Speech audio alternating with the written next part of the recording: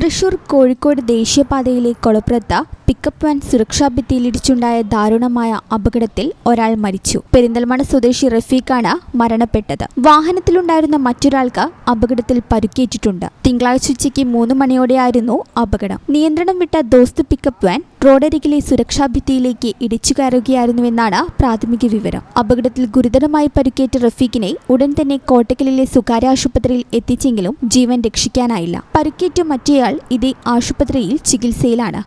ഈ channel news Malappuram.